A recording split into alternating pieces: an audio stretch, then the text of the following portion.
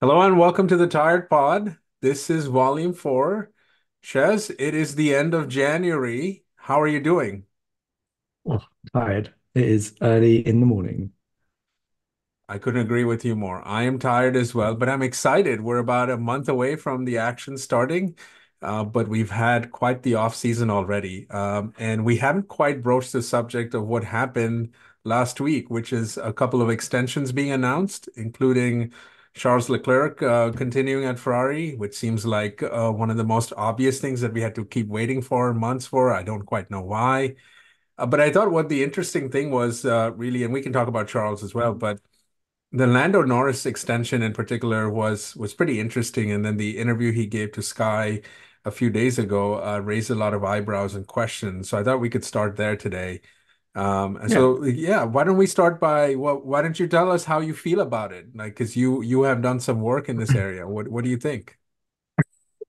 Uh, yeah, I mean, it was an interesting interview, wasn't it? Uh, First of all, there's the question of whether or not we think that was a good move for Lando. The reason that that's come up is so just to clarify, so Lando's signed an extension with McLaren for an unspecified amount of number of years, but we think it's probably going to take him up to sort of 2027 roughly.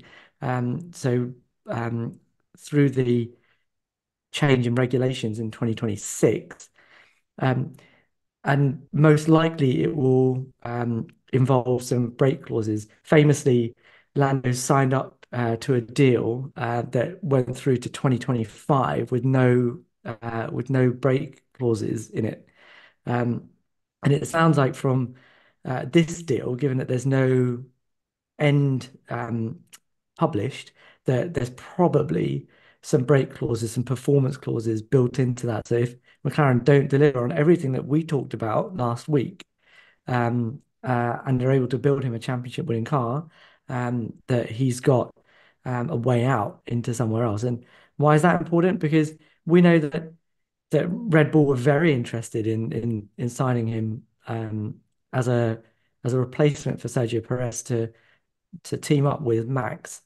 Um, and it sounds like from this deal that he's decided that his future lies with McLaren. He's bought into their vision rather than him going up against Max Verstappen at Red Bull. So I guess if you lay that out, it's a choice between an entity that is potentially up and coming and could produce a car uh, that can challenge for wins and championships in the at least in at least the medium term, if not the absolute short term, versus going up against um, the championship winner for the last three seasons, but in a car that we know will win titles. So, what do you think about that? So to me, the news of Lando's extension and Charles' extension is I sort of think about this as winners and losers, right? So who Sure. are the winners in this, right? And I think you clearly sort of alluded to that, right?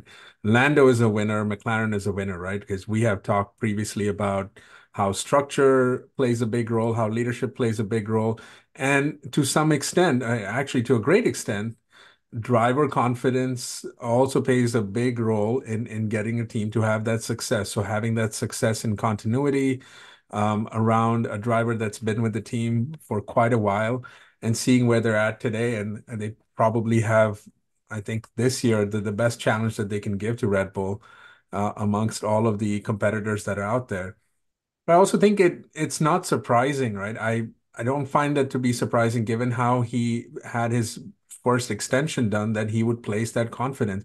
I love the fact that this is a positive move, right? That he is indicating to them that, look, we're going to go ahead, go forward with this. I have full faith in you. And I think that's a great way to go about this, right? I don't know the extent to which he's had conversations with other teams. You do your due diligence, and I know that there's something said about him having talked with a few teams, but clearly that's not something he places in. So having known the little bit that I do know about Lando, this does not seem like a surprising move. Having talked a little bit about McLaren and what they're doing, this is a big win for them to have him in there, to have him alongside Oscar, and they seem to be a very fantastic pairing. We can talk someday about how we rank the driver pairings, but indeed they're sort of at the top, right? So I think they're big winners.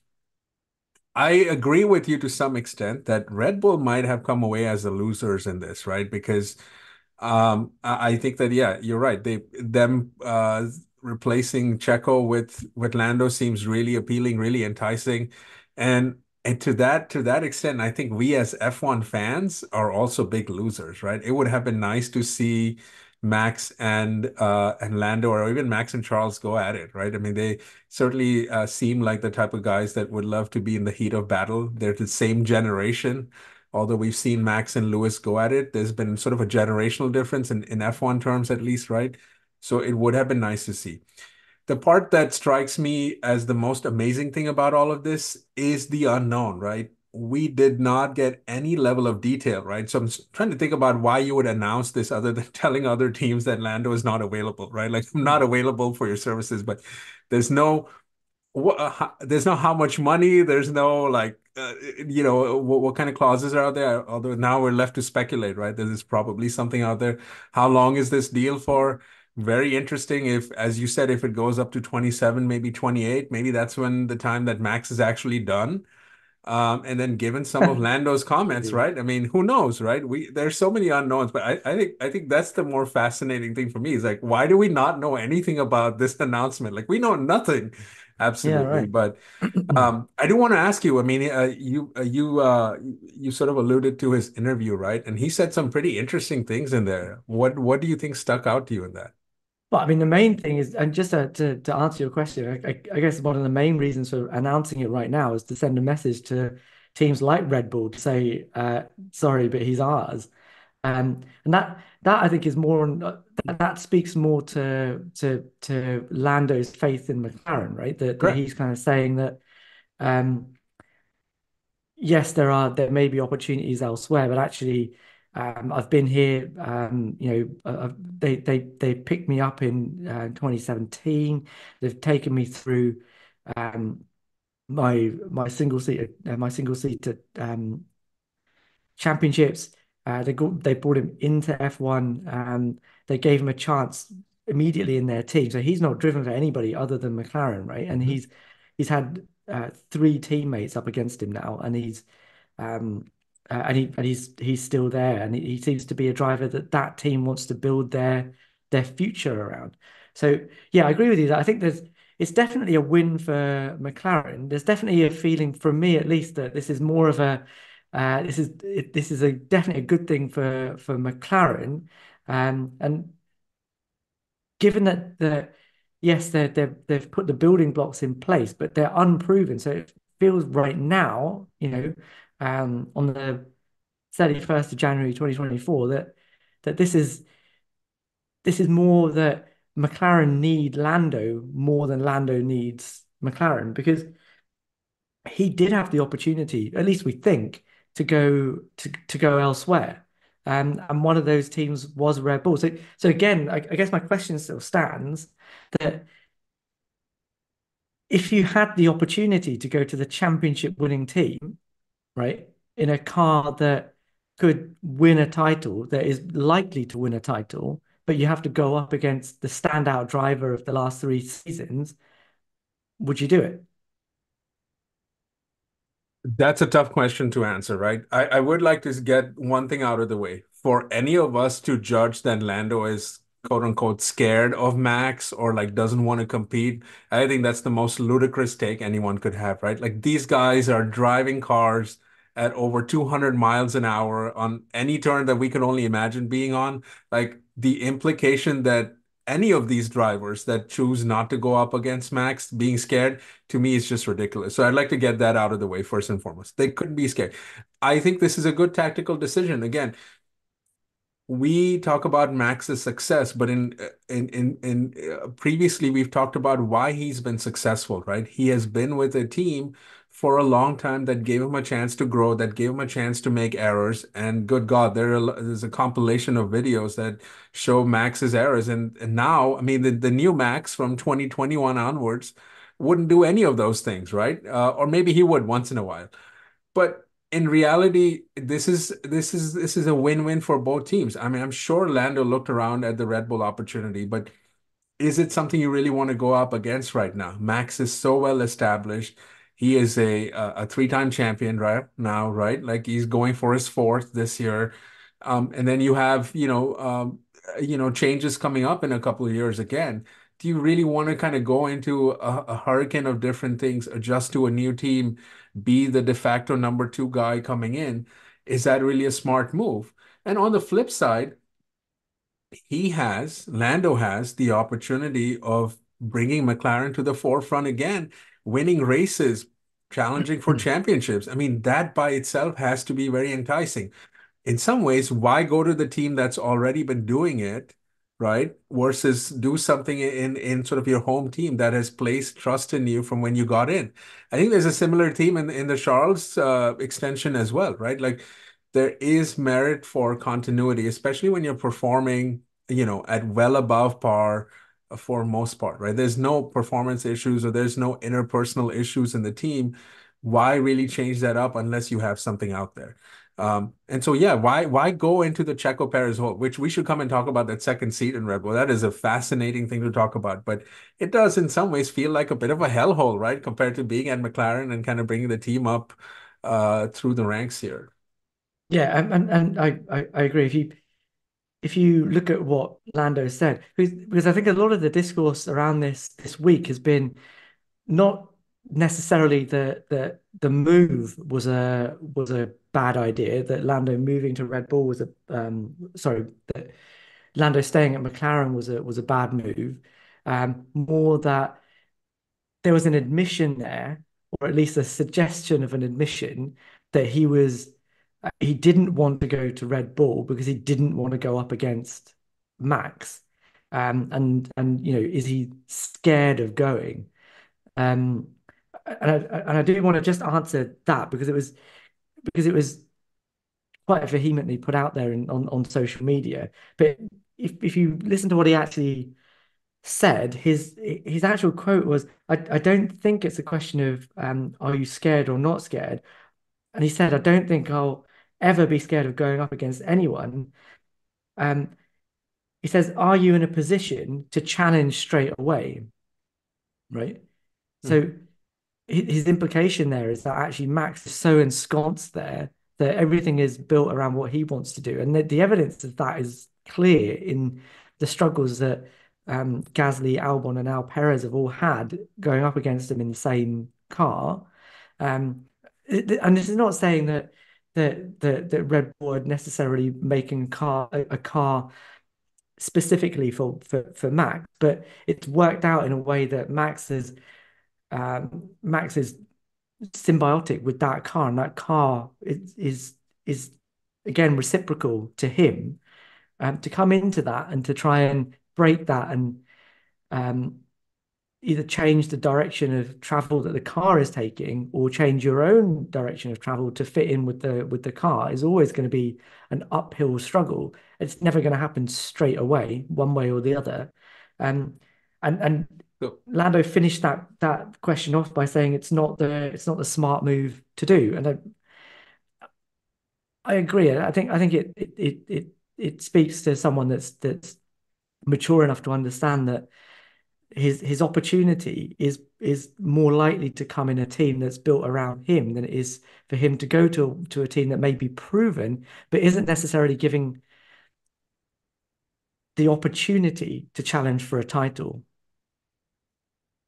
again, I think he has to go up against Max, whether it's in the same car or in a different car if he wants to win the championship, right? So to me, again, the implication that he doesn't want to go up against Max, again, it's just crazy. If he's going to win races, he's going to have to go against Max.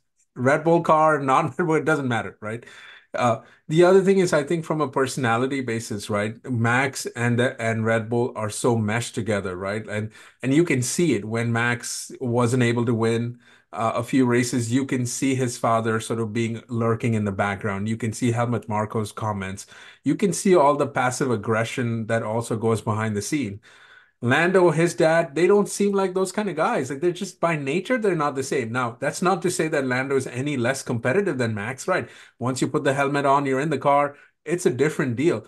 But the games that go on off track are also a factor in all of this. I mean, we have seen unlimited number of issues in the way Checo has been attacked, right? And really, there in some ways, we can talk more about this. Red Bull is actually not looking for a number one driver. They're looking for really a Valtteri Bottas type of guy who will consistently perform, kind of get there, be there at the front, be on the podium alongside Max, and then if something unfortunate happens to Max during a race, go ahead and grab the race win, right? That's sort of what they're looking for.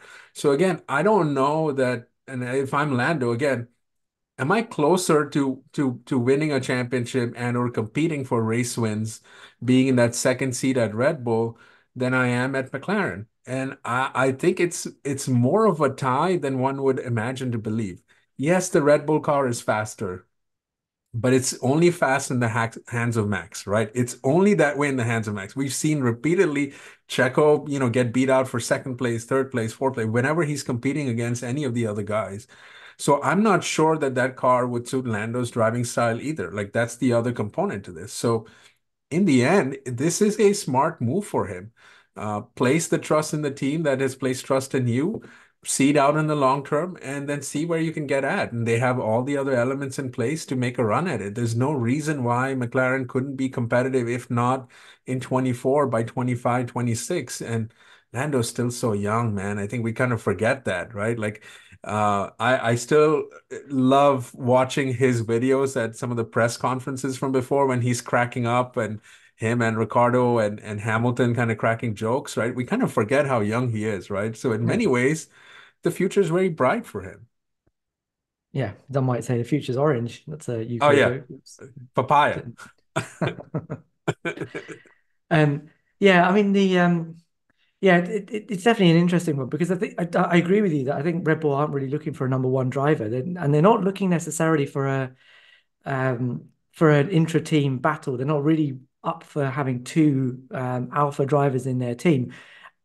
My worry with that particular bit of recruitment was that Red Bull know that they have a driver that's going to win championships in their car, and the implication of going after Lando and all of the positive words that they put out, that Max put out last season, if they're saying that about Lando, it's because they're happy for him to be in their team, because they're happy that he's not going to cause massive ructions, that he's going to that Max will comfortably beat him. To me, that's how it comes across.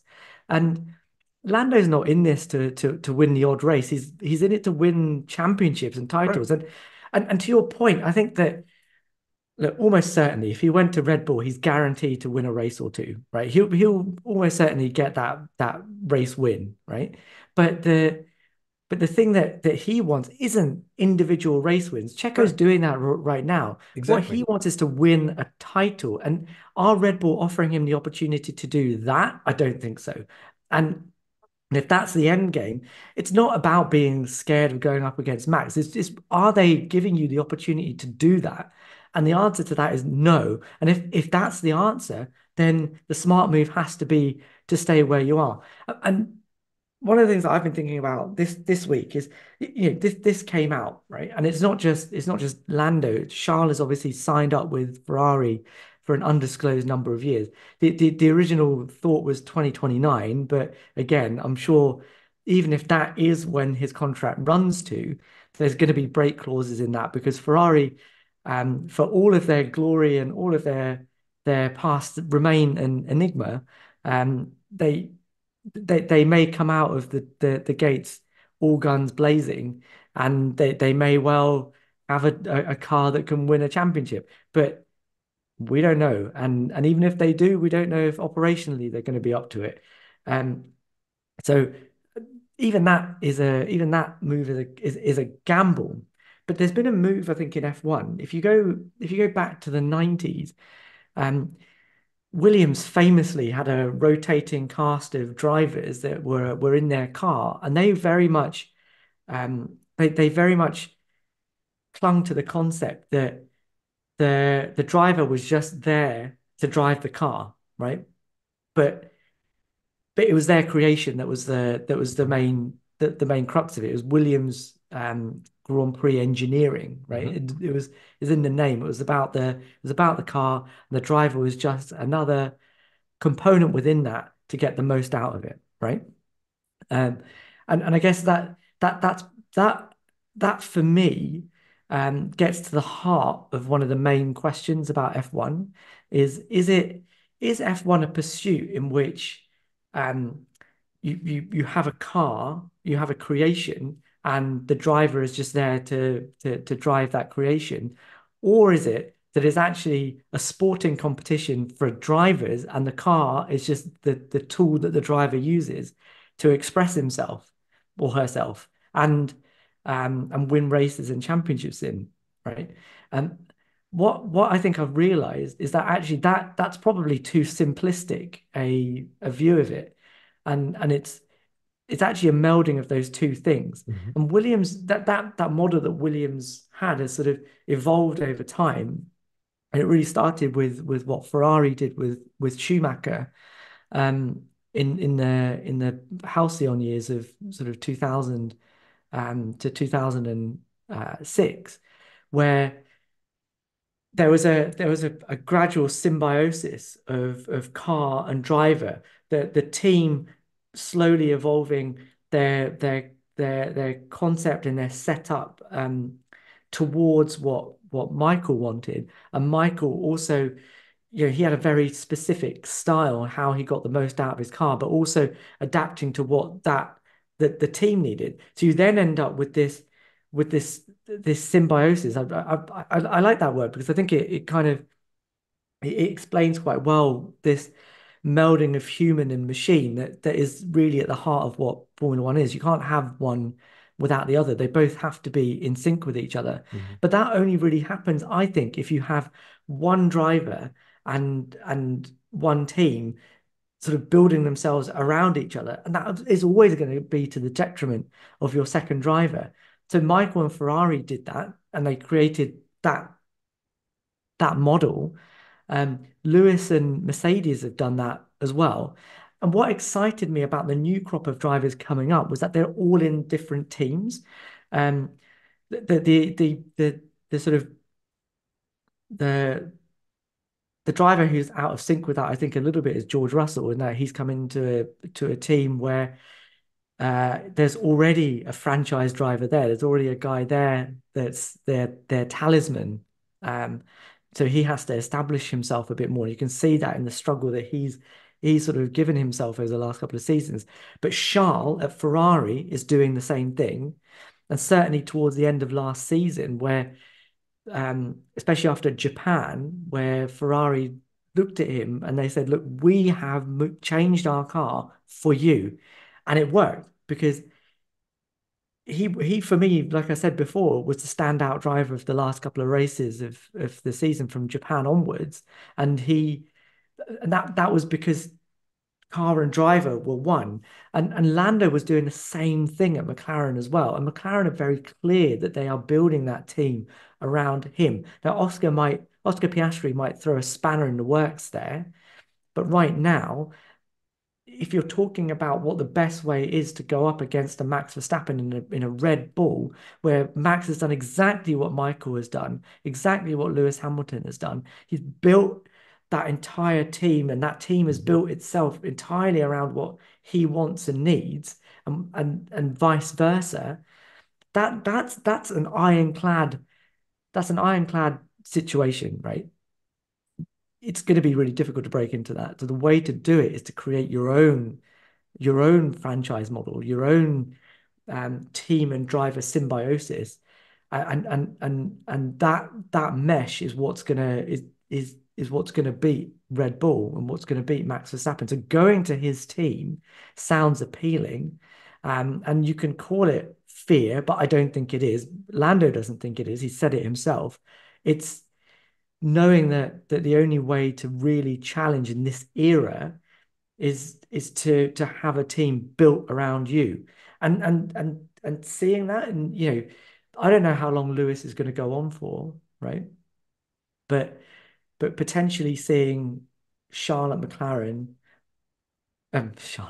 Charlotte Ferrari, Lando at McLaren, Max at Red Bull, Lewis at Mercedes right now, George at Mercedes in the future, those entities going up against each other, 4 or 5 teams in the mix with good resources, good infrastructure, the budget cap allowing them to compete in that way, that for me is tantalizing. That's what I'm looking forward to. I may not see it in 2024, I may not even see it in 2025, but I'm expecting that come the regulation changes and the shakeup that that brings, that we might see something really special with all of that coming together. What do you think? I think it'll be fascinating. I also am a bit skeptical about how much Red Bull really courted Lando. I know that they say all the right things in the press, but they're brilliant at playing the PR game, right? Almost to the point where I don't really believe a lot of what they say. I think again, they're just trying to play the game there. I really think that the proposition about going to Max's team is well worth considered by someone who wants to be the guy in waiting, right? Like who doesn't mind waiting a couple of years. I could have seen Oscar doing that, right? Potentially if the McLaren thing No, didn't work out. Something like that where okay, I'll kind of be in the wings for a couple of years. Max has talked often about wanting to do other things, retire, kind of all of the Kimi Raikkonen, Fernando Alonso type of move, right? Like and maybe step away from the sport a little bit. It's hard to see him doing that right now because he's winning and dominating. But a couple of years from now, you never know how the landscape changes. So I think that would be a fascinating seat for someone that just kind of wants to, yeah, be the guy that comes after the guy. And you really don't want to be the guy going up against the guy that is well set in his team, right? Again, you have there the elements are against you. And just having the right environment, as you said, that ironclad sort of symbiosis that they have is pretty important, and that is really his best chance at winning championships. I think That's the so. only way to do it. Yeah, Yeah.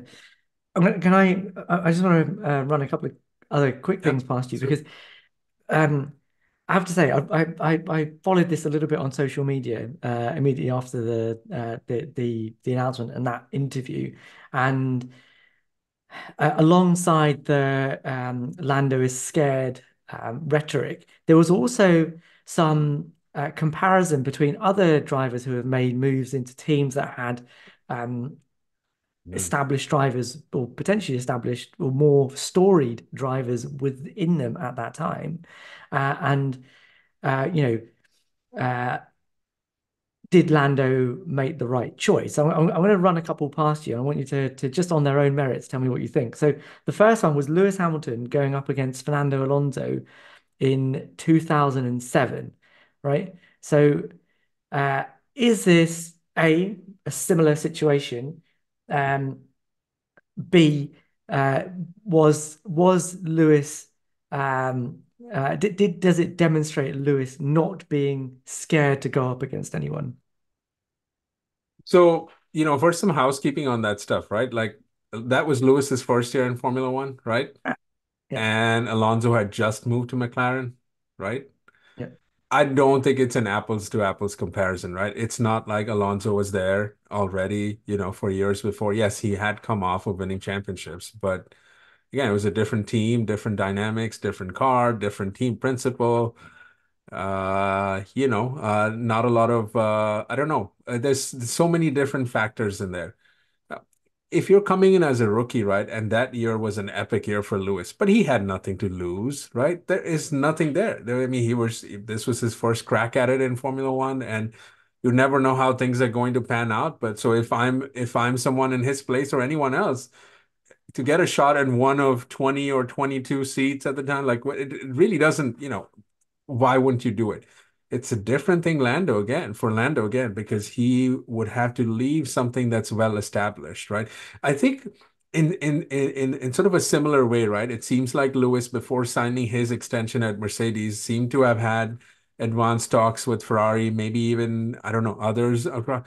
But again, the whole idea was at some point you have to be able to go to something that at least has the promise of being better than what you currently have. So why leave all of the intellectual, understanding and gains that you have made, the team bond, all of those things that come so automatically? Why leave all of that for something where you clearly are going to have to fight an uphill battle just to get acclimated, right? Let alone the fact that you're going up against a three-time champion, right? So I think in that regard, I mean, look, that was a great move. That was a great move for him. That was a great move for me as a Ferrari fan. I mean, I couldn't have come away better with that particular move for obvious reasons. But I think again, if you're coming in as a rookie, you have nothing to lose. That's fair game. But we should bear in mind that Alonso was not a well set sort of team de facto leader there. And I think the way the season played out, it kind of became obvious that Ron Dennis maybe regretted one or the other move. Like, I don't, that'd be a fascinating discussion. Which one do you think he regretted more? But yeah, I mean, I what's mean, your take? I don't think he's ever going to have regretted putting Lewis Hamilton in a car. I mean, look what he did, right?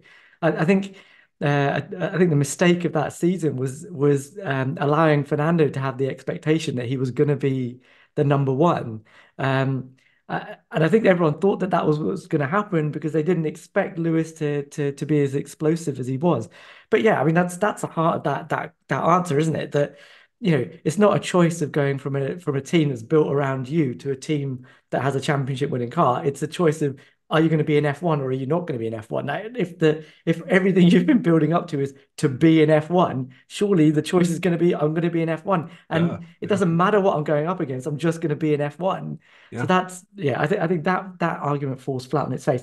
I want to ask you for one more comparison. It's a joint one. So um Charles Leclerc going from Alfa Romeo to Ferrari up against Sebastian Vettel. Um, and in the same vein, George Russell going from Williams to Mercedes up against Lewis Hamilton. Both of those against established drivers in their respective pomps. And um, in the case of Sebastian at Ferrari, actually was doing, Hmm. 2017, 2018 was on it, Hmm. was not, um, Yep, they were in the mix. Yeah, was definitely in the mix for a title up against Lewis, right? So those are two drivers going from other Formula One teams, but going into established teams that had a lead driver. So choice there, stick or twist. of course, twist, man. Why would Yeah. you stick there? But again, this is again not a fair comparison, right? The gap in performance in just the teams, right? Red Bull to McLaren, as in the case of, Lando and the current conversation, is nowhere similar to Alfa Romeo and Ferrari or, Williams and Mercedes. I mean, those moves represent upgrades, right? Like, I mean, and for Charles to, again, kind of like Lando being brought into the mix as early as he was, they placed long-term faith in him. And it was a dream come true. Well, first of all, if you ask any of the drivers, all of the drivers on the grid, including Max, and Lewis, right? They will all say driving for Ferrari is a dream come true. It doesn't matter what it is. Like, this is the beauty of it. Like, despite our perpetual decade and a half of mediocrity, everybody still wants to drive for Ferrari. So I think that part sort of speaks for itself. It doesn't matter where you're at. If you get a chance to drive for Ferrari, that's what you do. I mean, that's kind of what science did too, right? Um, again, and for Russell, right, to move from Williams to Mercedes, I mean, that also seemed like sort of a destiny kind of move. He had been literally, campaigning for that, right? I kind of remember that race. Was it, I think, in Imola, right, where he ran into Valtteri in those rainy conditions, right? I mean, there couldn't have been a more obvious sort of, hey, let me get into this guy's car kind of thing, right? So I don't know that again. Lando needs to have that level of desperation again, given the promise of where McLaren's at today. It's reasonable to believe that he's going to be, having a shot, a really, legitimate shot at a championship in the next couple of years, if not sooner, right? Yeah. Um, Yeah, but the yeah. I other mean, moves are just the same. Yeah. yeah. I mean, I agree with that. I mean, it's a choice between going from what was ostensibly the second fastest car towards the end of last season to okay, the championship winning car versus going from a backmarker team that were struggling to get out of quali one for most of 2020 and 2021 to going to a championship winning team when you've got a stellar junior career behind you and everything has been set up for you to become a world champion. You're not going to do it at Williams and you're not going to do it at Alfa Romeo. So if you're serious about actually winning a championship, you're gonna go to a team that's going to definitely give you the opportunity to do that. I mean, it didn't work out for George, did it? He ended up in a Mercedes on a downward slope, but that was always the intention. And uh, Yeah. you know, it's not about who's the established driver in that team at that point. It's definitely an upgrade, giving you an opportunity for a championship. Where this move is taking you from a team that is potentially up for a championship to a team that, yes, may be up for a championship, but aren't giving you that opportunity. That's not what they're doing. Go on, And so sorry. now I love this game that we're playing, right? So I have a question for you, a similar one. Now Yes, yes. this is not exactly again framed, to be, we're not talking about equal situations. I think it's pretty well established. There's probably nothing that has this kind of precedent in some ways. How do you feel about Alex Albon considering a move to Red Bull if that were to Ooh. become available? I mean, look at what he's accomplishing at Williams, right? On the one hand, I mean, that seems very promising, but a seat at Red Bull, to exercise some of those demons, kind of go back and do it. And what do you feel about that? I think that's a really interesting question. It's one that I think I've answered somewhere else. But look, but Alex, he's been there and he's done that, and he knows what the lay of the land is. And he would definitely be going back to Red Bull as a potentially an upgrade on Perez with a little bit more experience, a little bit more Maturity. maturity. I think he'd be a closer match for Max than what Sergio is right now. But he's still coming in there as a you're here to do a job. It's not for you to take the title. It's for you to just make sure that somebody's there to support Max in what he does. Whereas I think at Williams, again, if we go back to our symbiosis model, James Vowles has been very, very clear that he wants to build Williams around Alex. He sees that as the model that they can pursue. And again, although Williams are further away from the summit than McLaren are, even, um, the intention is still there, and they're a team that are upwardly mobile. They have a team principle that is making moves to make sure that the infrastructure and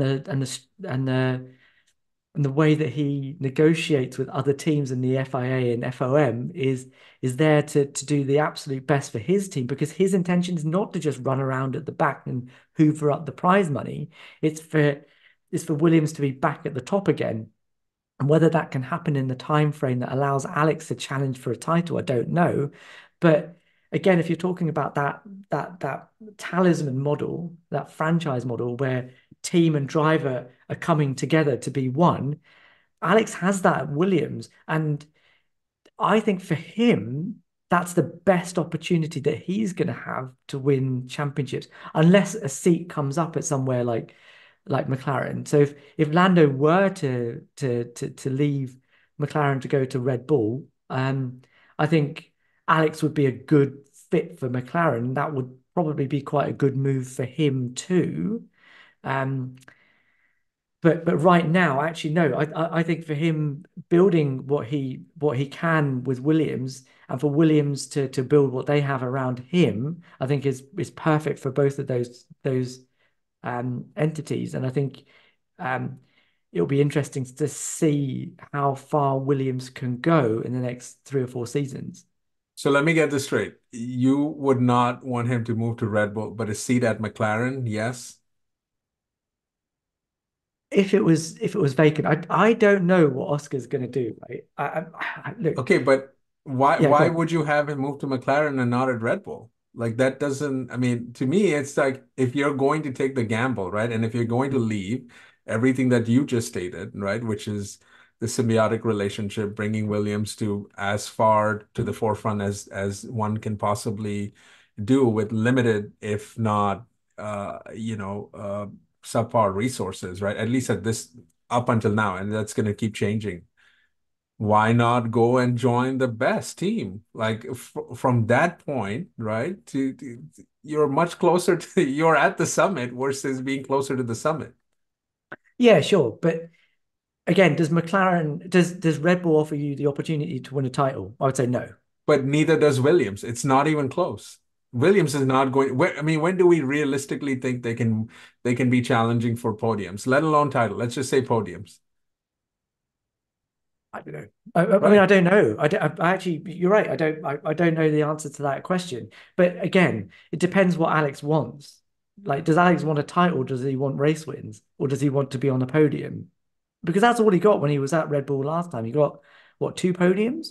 That if that's all that Alex Albon wants from his F1 career, then yeah, I think going to Red Bull right now is a great move. But he's not going to win a title there. Williams may not be at that stage right now. They may be further behind the curve than McLaren are, but McLaren picked up Lando at a time when they didn't have anything either. They didn't have a wind tunnel. They didn't have um, a team principal that was organizing his troops in a way to really challenge Adrian Newey. You know, are Williams going to be that team? Are they going to start recruiting? Are they going to place the infrastructure to do that? Yeah, potentially.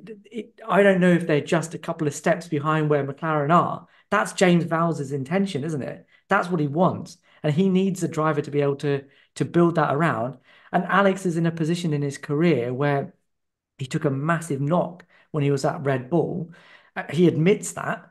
And it's taken him some time, a year out of F1, to really build back up to that, to be able to perform at his best. And he needed a place to be able to do that. Williams has allowed him to do that, but not just that. They're not talking about we're just going to stay here. They're talking about building to the front.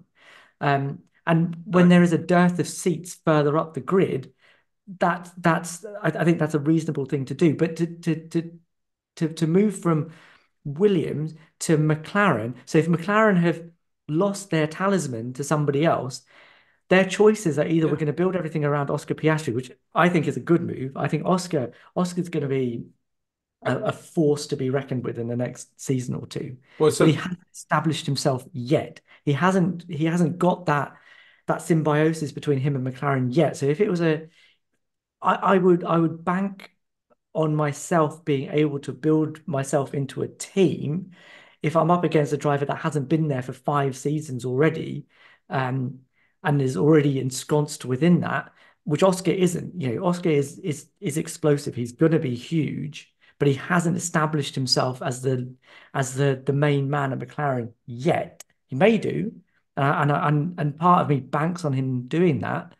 Um, so so Lando leaving right now, which we're not saying that's what's happening, but if Lando left right now and left that vacuum, yes, I think that would be a good move for Alex to move into, because that for me is an upgrade. McLaren have the infrastructure, have the team personnel to challenge, and the ambition to do it.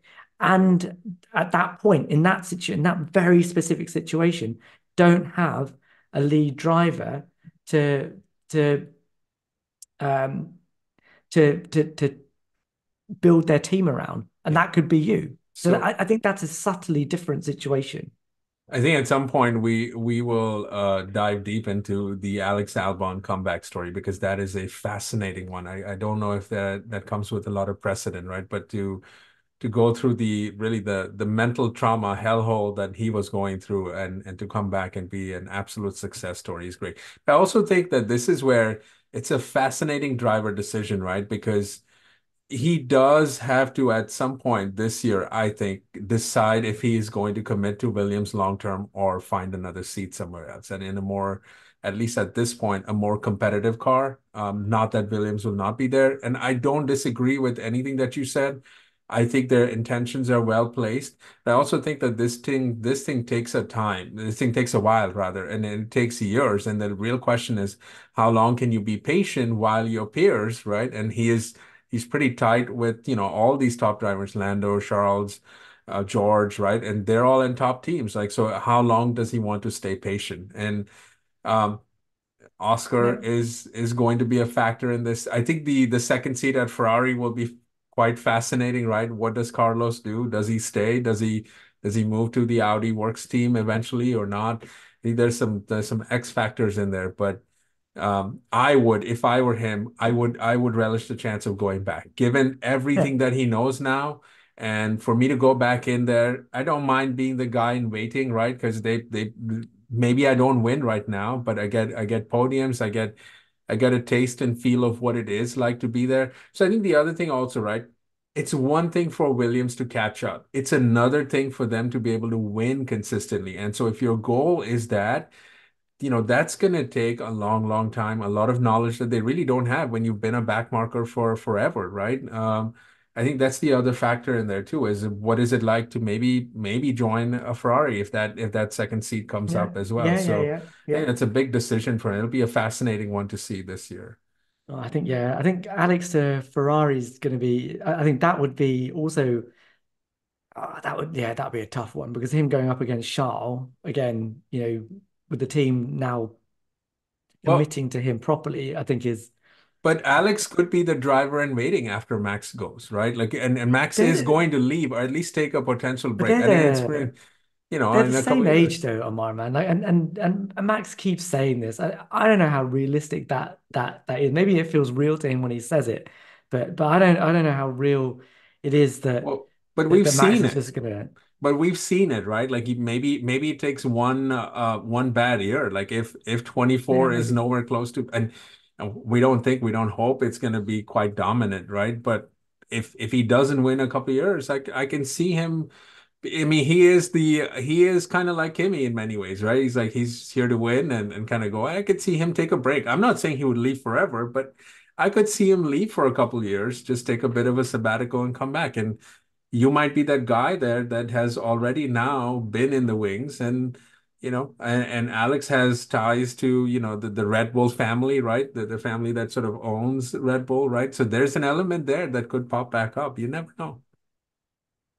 I don't know, man. We'll I see. love I We'll love see. this game. I love this game. Yeah, See, this I'm not sure that's a smart move for anybody. I think that seat is a poisoned chalice, and it seems so appealing. When you see it up on that mountain, you think, yeah, that could be me. I could be the championship winner next season. I, But you realize there's a dragon at the gates. It's it's that's a tricky. seat It made is for tricky. Alonso. That seat is made. That's Oh, got mate. Alonso written That all that over it. that that would be great. Look, I think Alonso in that seat is a completely different. That I think that would be unbelievably brilliant because not only on track would it be fireworks, but off track the games that he would oh play. my goodness. Yeah. I mean, just to be completely clear, I think Alonso, his weakness is going to be that in qualifying, I don't think he's going to get as much out of that car as Max is. Like he'll hustle it and do what he needs to. He doesn't need any setup time or getting comfortable in the team. He doesn't need any of that. He'll just turn up and just do what he needs to do to come to the car. He doesn't need the car to come to him. But in that way, he's never going to get the last little nth degree of performance out of it that Max will. So I think certainly in qualifying, he'll get beaten. And if that's what it comes down to, and Max isn't exactly a slouch in the races, is he? So if he's already ahead, I think ultimately Fernando will probably come off second best in that, but it will be incredible to watch those two go up against each other in the same car and to see who comes out on top. It would just on and off track, it would be brilliant. And for Fernando, in the last in the twilight of his career, how long that twilight is going to be, I don't know. I think he's going to be in that car before he gets his, well after his pensionable age. But that notwithstanding, I think he would relish the chance, and I think that would be a brilliant, brilliant move. Uh, I would love to see that happen. And I think of the moves that we've talked about, maybe even it's the most realistic That one. is the most Fernando to Red Bull. Guys, you heard it here first. Can I, just as we head into our last sort of sure. 10, 15 minutes, we should talk about Charles and Charles' Mm. move, Charles' extension. I was almost called it a move. I mean, it isn't, but actually, Charles and Lando committing to the teams that they have does give us an idea of what the driver market's going to be like towards the end of this season. But what did you, as a Ferrari aficionado, feel about Charles signing up for the longer term at Ferrari? So I think for the most part it's a no-brainer, right? I mean, similar to what we talked about with Lando. Why would you go to Red Bull?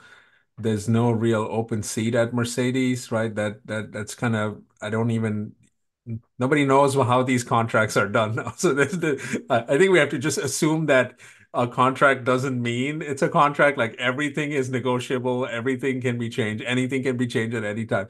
But I mean, look, again, I mean, Charles is a Ferrari guy through and through. The team has placed their trust in him from a very small age. We know the emotional connection with Jules Bianchi. I mean, there are so many threads to this, right?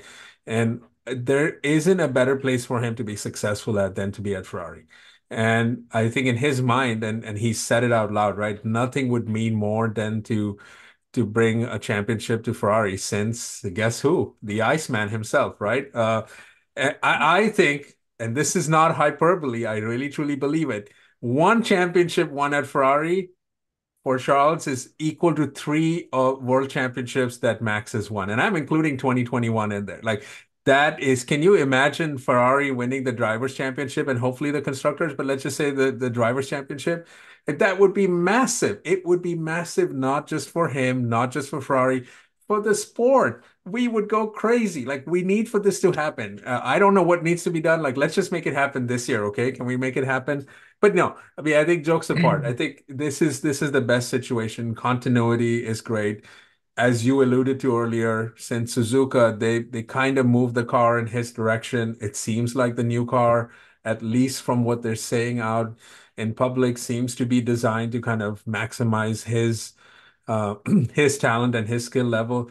And look, nobody has been faster over single lap than he has. So there's clearly something in there, right?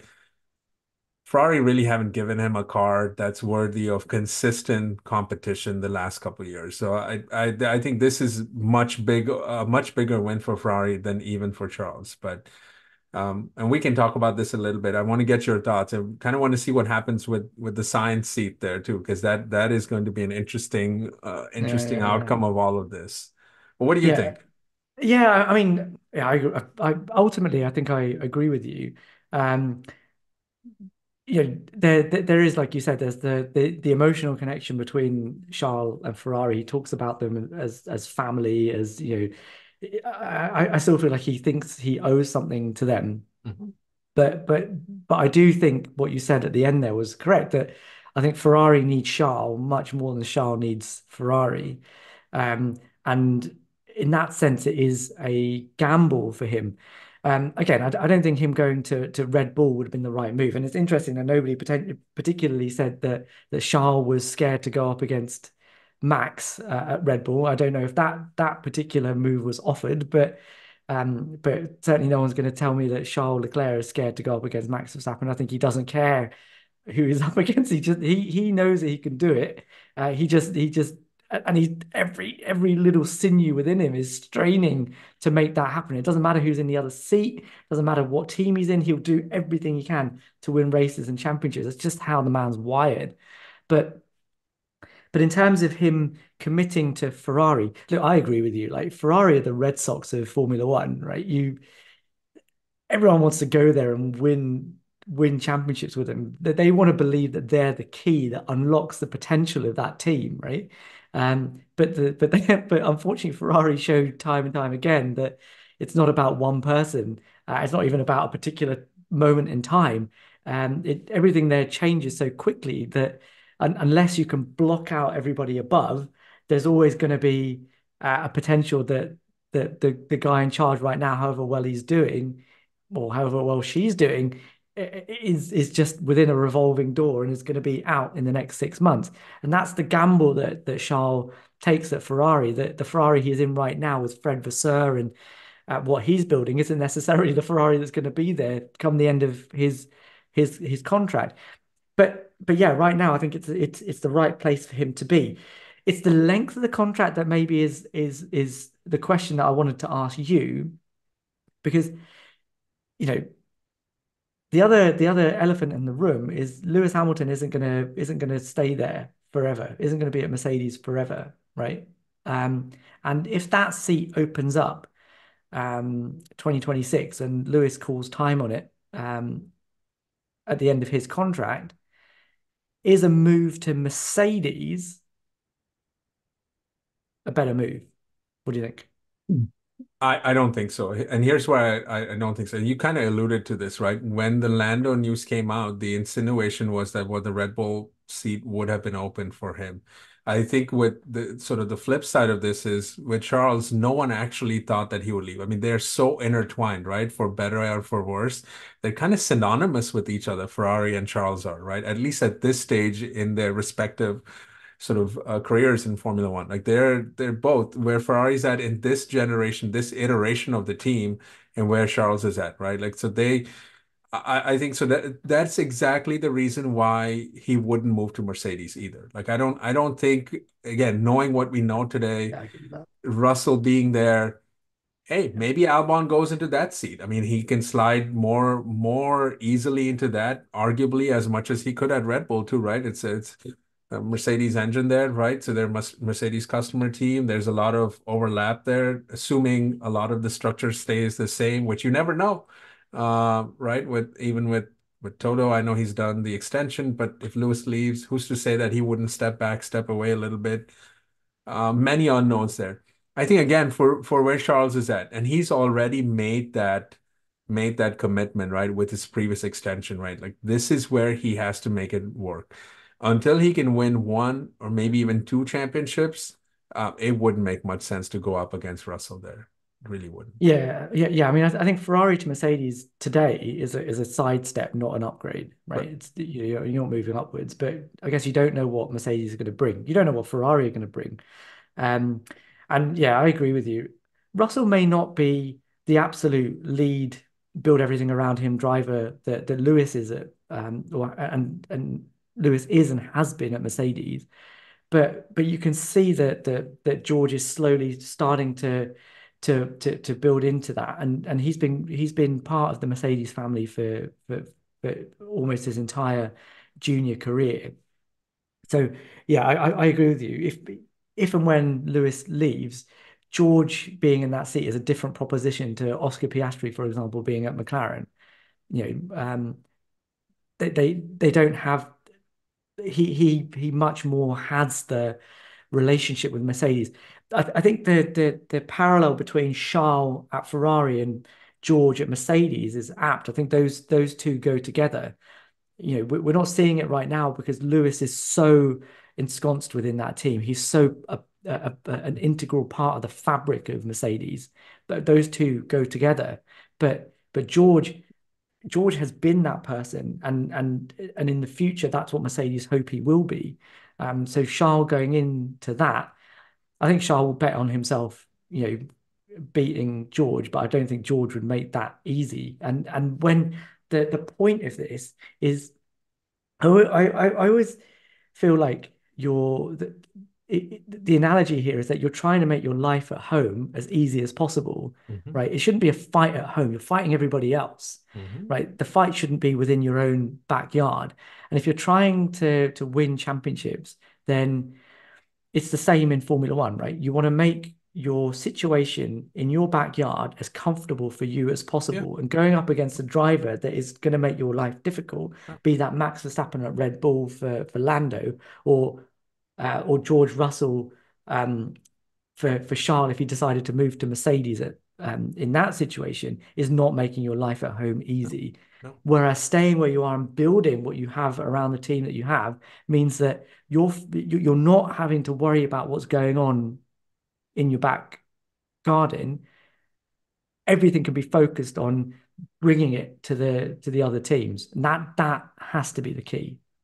The other element to this is, right, when you signal a move from a championship competitor the only way to go is down, right? Like if you're deciding sort of to wind down your career or go into your twilight years, you sort of take the path of, okay, I'm going to move to a bit of a back marker Yeah. and start, and help them try to get to the forefront, right? I think that sort of signifies that with where we're at, right? So I think it makes sense for Charles to kind of, be at where he's at. And look, in the modern day Formula One, right, era, we have seen continuity pay off. It's paid off with Lewis at Mercedes. It's paid off with Max at Red Bull too, right? I mean, we kind of, I mean, they have been competitive ever since Max got there, and Max has rewarded them too. The same thing can be said about Charles too, right? When Ferrari were even in 2019 with, issues around the engine, right? Like that we don't really know about, yet another undisclosed thing. He was good and he has been great. So there again is no reason for you to leave this unless you have something that's guaranteed. And unfortunately, those don't exist anymore. Like there is no guarantee that Yeah, I even agree. Red Bull would be where they're at 2 years from now, right? Red Bull might still be competitive, but are they more or less competitive than Ferrari? They're probably more equal than they are apart, right? And you really have to do that. So unless you're a back marker or you're an Alex Albon trying to move forward or a Daniel Ricciardo trying to get in there, there's no reason to have to move. And so that's kind of where we're at. But it's been a fascinating week of news, and it's been fun reflecting on all of this. Yeah, I agree. That's been a fun chat. It's been a Uh, fun chat indeed. And so what do you say on this note? We close it out then? yeah, I think that seems like a good point to close.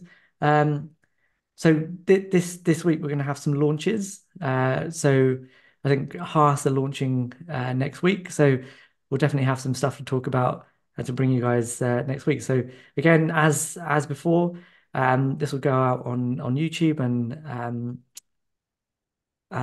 on your favorite podcast platform. So please like, subscribe, and give us a 5-star review. It helps us to know what we're doing and where we can improve. And we'll see you next time. See you again soon.